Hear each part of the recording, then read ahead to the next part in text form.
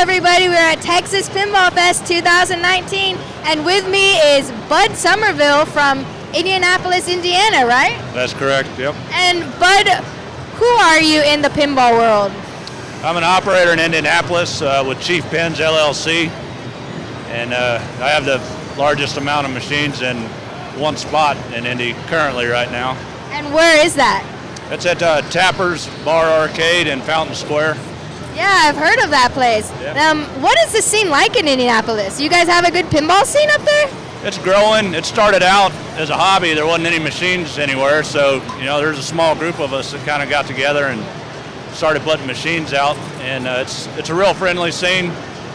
I call it friendly competition because we're competing, but it's friendly. So, if we hold a tournament, you'll see another operator come in and play in that tournament and support the tournament, or even, we swap machines before so somebody could have extra machines for the people coming in. And how did you get into pinball, Bud? I grew up in truck stops as a kid in the summertime with my dad, and just got a love for pinball then, and then pinball just kind of went away, and you couldn't play it anywhere, so I had to buy them to play them. So you just always been a fan your whole life, and even when it went away, that you just became a collector until you decided to share them with the world?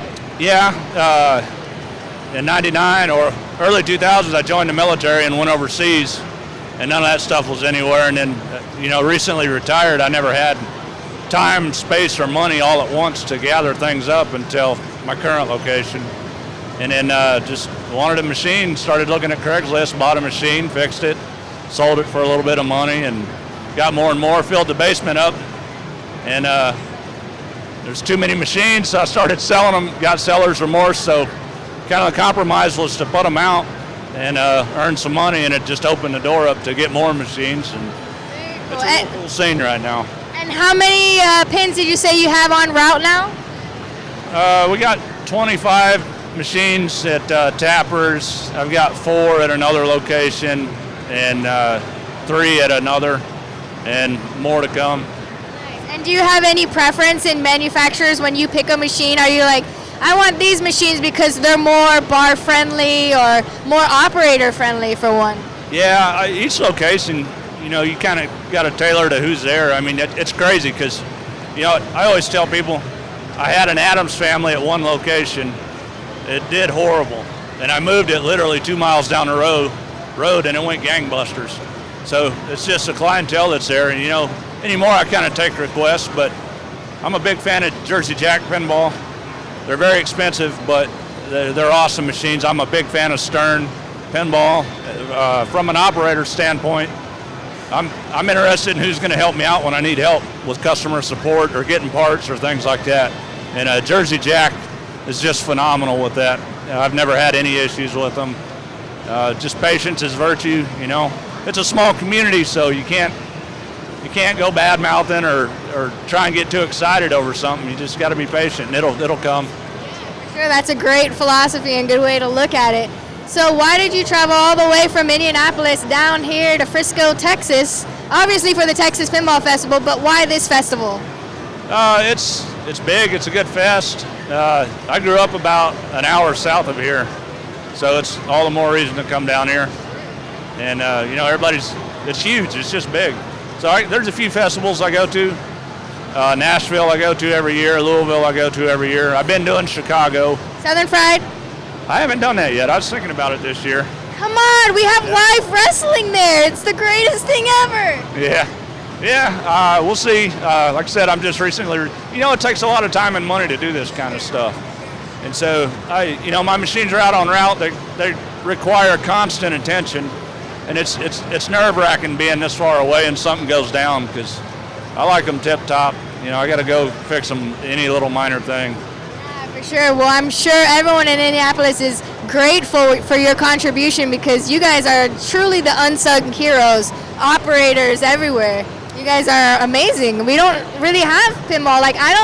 I can't afford pinball machines, certainly not new in box pinball machines. So I have to go into the wild and play, and it's because of people like you that allow us to do that. So thank you. Yeah, I appreciate it. I don't know. I think the key to it's having good, clean machines that people could play. You know, I restore machines too and put them out, so we got a good mix. But pinball's not fun when a machine's not operating proper. You could lose a customer instantly. It only takes one pin that's not playing well for someone who's never played pinball before to get on that pin and then just be like, oh yeah, pinball's a joke, and walk away. Yeah, I mean, if you got a big lineup, they'll just move down to the next one maybe. But I'll tell you the worst thing about it is that might be somebody's first experience, and they come out and play a garbage wagon. They could be ruined forever and not like it. So at least in the indie scene, we're all about promoting pinball and kind of getting everybody on board with it.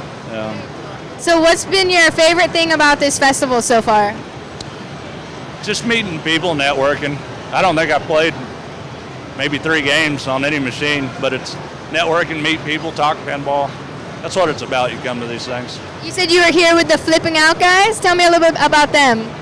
Zach Minnie, he just recently purchased Flipping Out from Larry Kitchen, and I knew Zach Minnie when he was just getting into pinball, or at least buying and selling them, and he ended up buying Flipping Out, which it's a good bag for him because that's what he was doing before, and now he's trending up, trending down. Yeah, they're good. You know, Greg Bone and, you know, just that whole group of people are real fine people. All of Indiana's great. Even, you know, you get into Louisville, you know, there's some great people over there. It's just everywhere. The community is great. Yeah, I love the pinball community. Well, thank you so much for talking with me, and thank you for your service as well. Yeah. That's awesome. Yep. Thank you.